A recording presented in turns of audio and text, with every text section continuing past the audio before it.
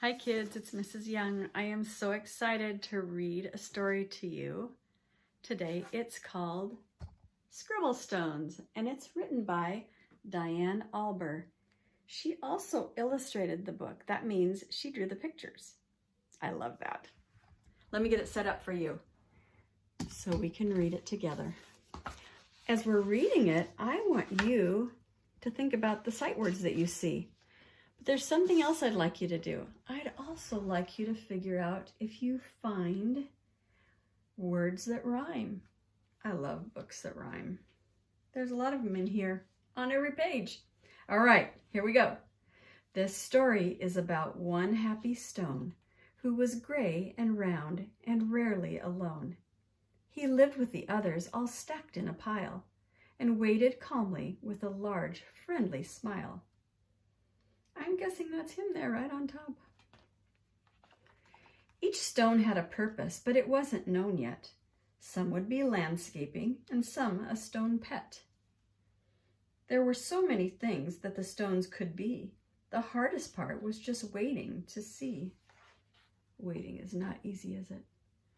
Stone knew that his purpose would brighten someone's day.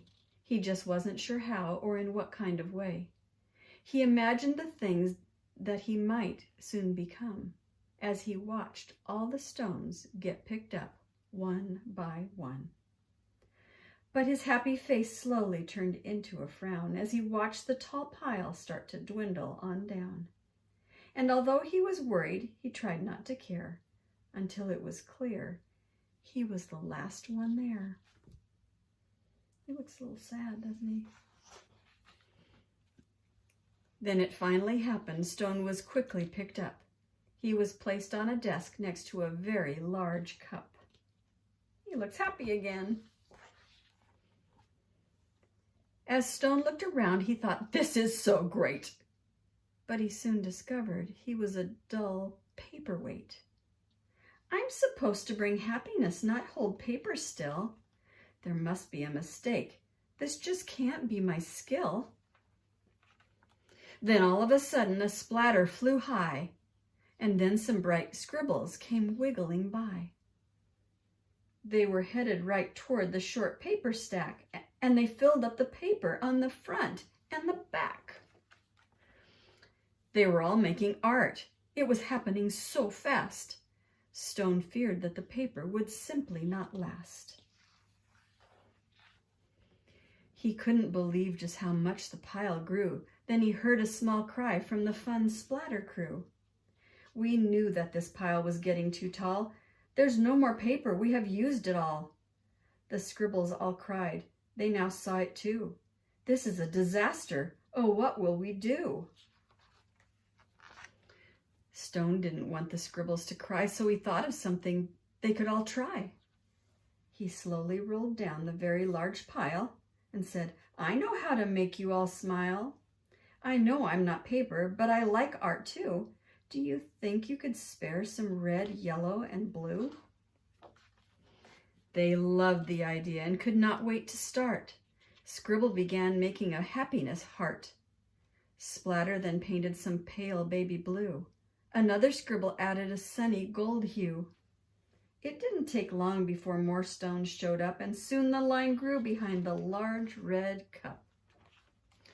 To Stone's surprise, he was picked up once more. He had never heard of this happening before.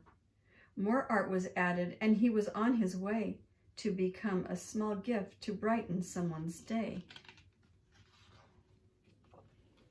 Nearby, another stone's journey had begun. He was spreading such happiness and having great fun. Every time he traveled, someone added their part.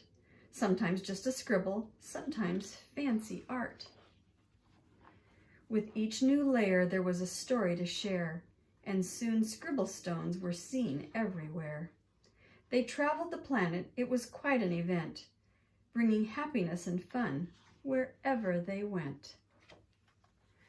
Now thousands of stones inspire creativity each day, all because of a paperweight with a will and a way. Look at all those great stones. I'm going to show you some things that my grandchildren and I have painted.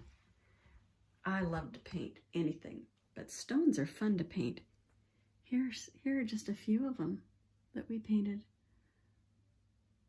Some of my grandkids painted. And some of them were painted inspired by a book that I might read to you next time. Do you see it? That's a good book too.